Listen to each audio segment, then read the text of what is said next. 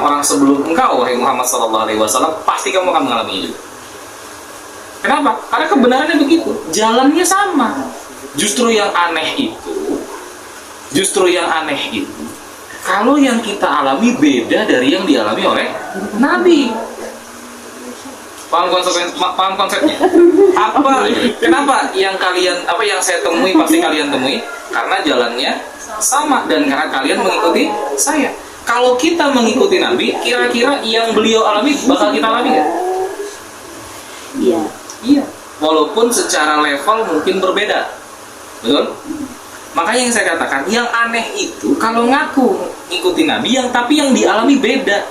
Contoh, Nabi itu yang ditolak, yang dibenci, ajarannya atau akhlaknya? Ajarannya. Betul? Iya. Akhlaknya? Enggak. Orang kafir suka nggak sama akhlaknya Nabi? Suka. Makanya itu yang lucu adalah kalau orang Islam berdakwah, ditolak dakwahnya karena akhlaknya. Paham konsepnya? Kalau ajarannya wajar ditolak, karena Nabi pun ditolak. Sebagian orang kan menolak ajaran Nabi kan? Tapi siapa orang kafir pun, siapa yang benci sama akhlaknya Nabi? Gak ada loh. Makanya pesan saya berkali-kali apa? Jangan sampai kita dibenci karena akhlak kita. Kalau kita dibenci karena kita menyampaikan kebenaran, nggak apa-apa. Itu konsekuensi biasa. Tapi kalau sampai kita dibenci karena akhlak kita, naudzubillah. Ya, lanjut. Kemudian, kalau Nabi menyampaikan dakwah, kemudian atau siapapun lah menyampaikan dakwah, dibenci sama orang kafir, wajar nggak? Wajar. Tapi orang Islam melindungi nggak dakwah Nabi? Terus kalau orang dakwah ke orang Islam terus dibenci sama orang Islam, ada yang aneh nggak? Artinya kemungkinannya dia tidak belajar dari kisah. Kenapa? Karena yang terjadi kebalikan, kan gitu. Jadi paham ya? Dulu maaf nih, para sahabat Nabi Sallallahu Alaihi Wasallam, para sahabat radhiyallahu anhum majma'in itu, ketika awal-awal berislam masih bermaksiat. Masih nggak? Masih. Ingat berkali-kali saya sampaikan, khamr sekalipun baru diharamkan di tahun ke-6 periode Madinah. Khamr baru diharamkan di tahun ke-6 periode Madinah. Artinya begitu panjang proses dakwah itu. Ya. Nah sekarang taklim sekali dua kali sudah diributin masalah bid'ah. Jauh banget itu. Bedanya sama dakwah Nabi. Jadi pahami ya. Sebenarnya saya tuh pekan lalu mau nyampaikan juga masalah istilah bid'ah itu. Bid'ah itu kalau dipelajari, masya Allah, penggunaan kalimatnya itu, penggunaan kata bid'ah itu bisa bermakna berbeda dalam disiplin ilmu tertentu. Contoh-contoh. Misal nih ada berita, itu nah, ada janda teler di pos kamling. Kenapa? Dikasih obat bius sama si fulan. Oh, diangkut polisi. Benar nggak? Tapi kalau ada yang bilang, itu nah pasiennya tidur, kenapa dikasih obat bius sama dokter bedah? Diangkat polisi nggak dokter bedah? Padahal penggunaan katanya sama. Apa? Obat bius.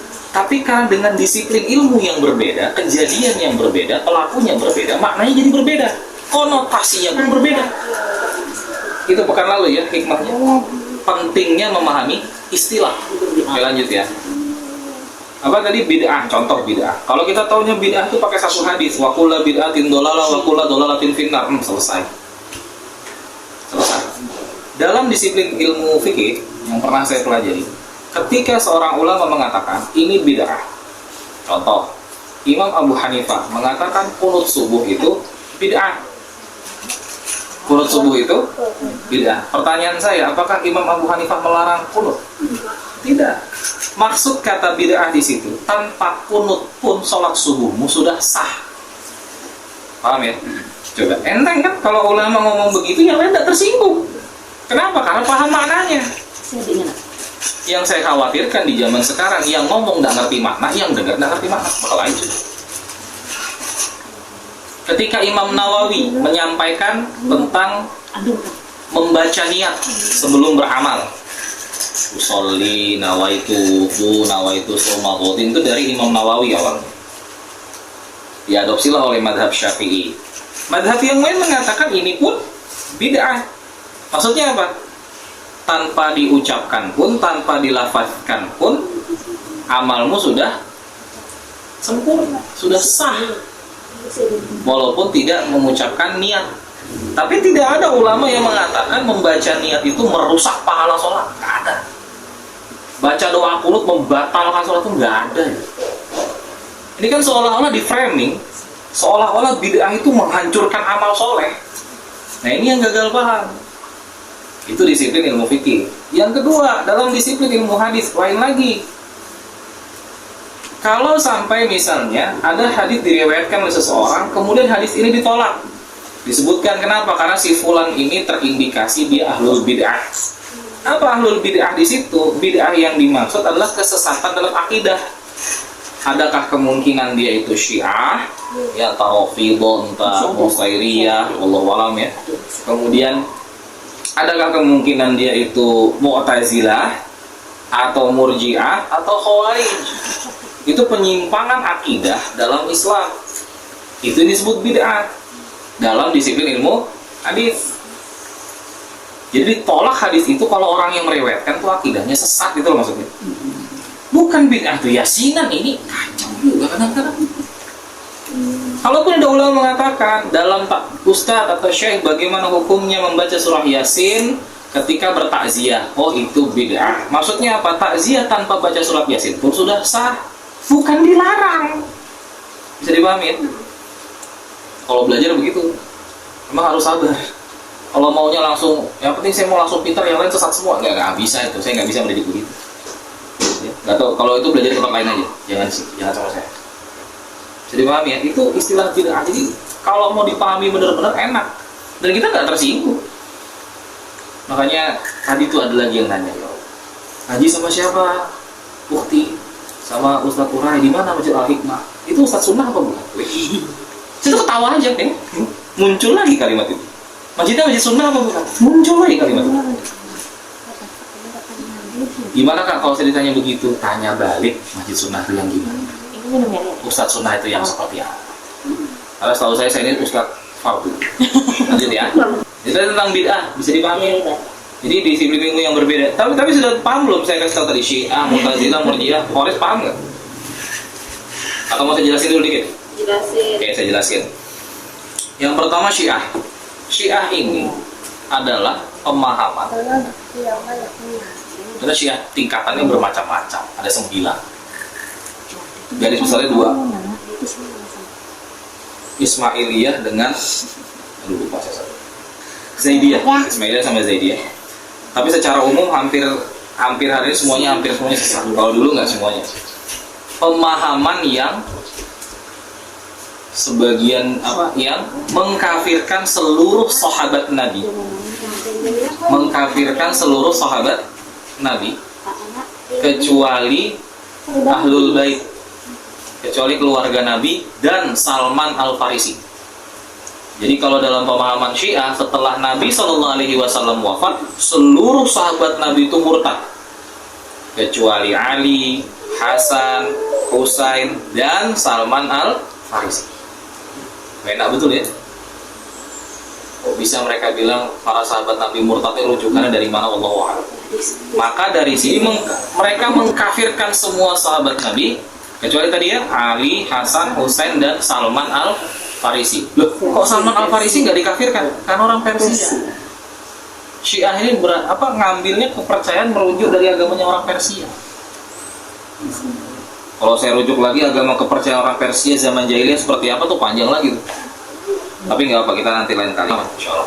Kalau Syiah Zaidiyah, mereka tidak mengkafirkan sahabat Nabi, hanya lebih mengutamakan sahabat Nabi yang Ahlul Bait dibandingkan sahabat yang lain. Mengutamakan.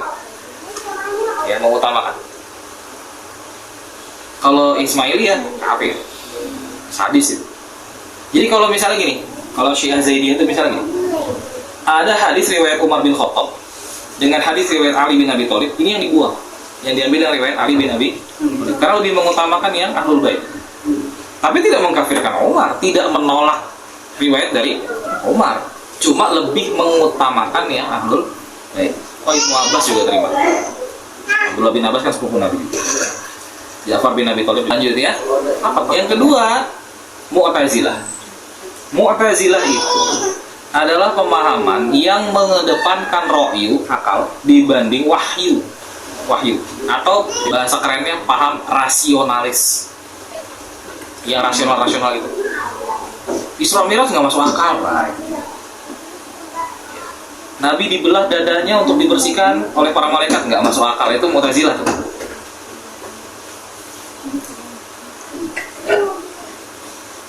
Dan ini pasti sesat. Kenapa? Karena salah satu ciri orang bertakwa adalah alladzina yu'minuna bil ghaib. Beriman kepada yang ghaib. Mu'tazilah nggak bisa terima itu. Kayaknya di benapas kelihatan odulanya itu. Oh, tuh odul masuk kan nggak ada. Jadi pahami? Yang ketiga, Murji'ah. Murji'ah ini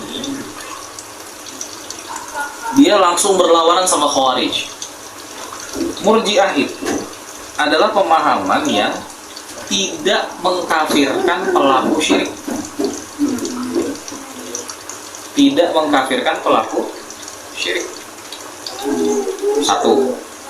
Dua, menurut saya, ciri pertama. Ciri kedua, Murji'ah itu hanya mengimani ayat-ayat janji, mengabaikan ayat-ayat ancaman. Contoh nih, dalam Quran ada nggak ayat ancaman? Ada, banyak. Banyak kan? Mereka akan masuk ke dalam neraka Saqar, misalnya gitu kan? Mereka akan dihukum dalam neraka selama-lamanya. Ancaman kan itu? Ada nggak ayat janji? Sesungguhnya Allah Maha Penerima Taubat, Maha. Itu ayat-ayat janji. Itu yang kedua tadi ya, hanya mengimani ayat-ayat janji dan mengabaikan ayat-ayat ancaman. Yang ketiga, Murji'ah itu tutup mata dengan dosa besar penguasa. Gampang. Nah, Khawarij lawannya. Satu, dia mudah mengkafirkan pelaku dosa. Kalau Murji'ah tutup mata, gak peduli pelaku syirik nggak dia kafirkan. Kalau Khawarij, pelaku dosa langsung dikafirkan. Pezina, neraka. Pencuri, neraka. Pelaku bid'ah, neraka. Murji'ah itu Khawarij banget itu.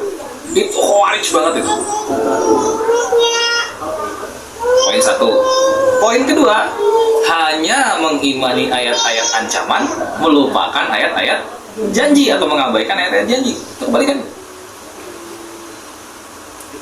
Jadi kalau Khawarij itu gampang ngasih vonis karena yang dipegang ayat ancaman. Sesat, neraka, jahanam. Wah, Khawarij itu. Khawarij banget itu.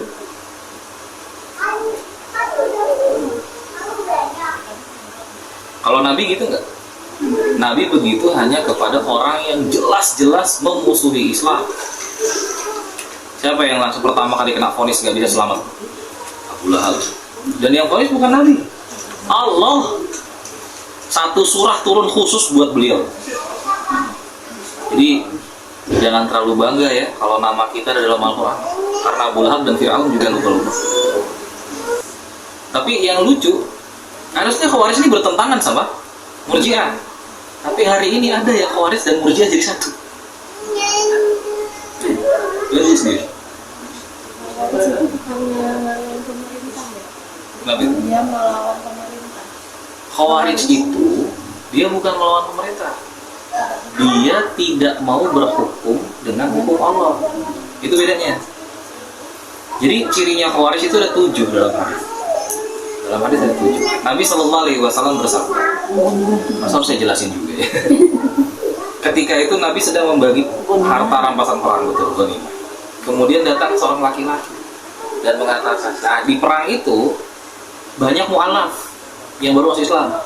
Nabi pengen ngasih mereka senang, dikasih ghanimah agak banyak biar semangat. Oh, dihargai nih, namanya orang baru kan, kasih harta agak banyak. Ada satu marah, ya Muhammad, bukan ya Rasulullah, ya Muhammad, adillah engkau. Umar langsung maju cabut pedang. Rasul bilang jangan.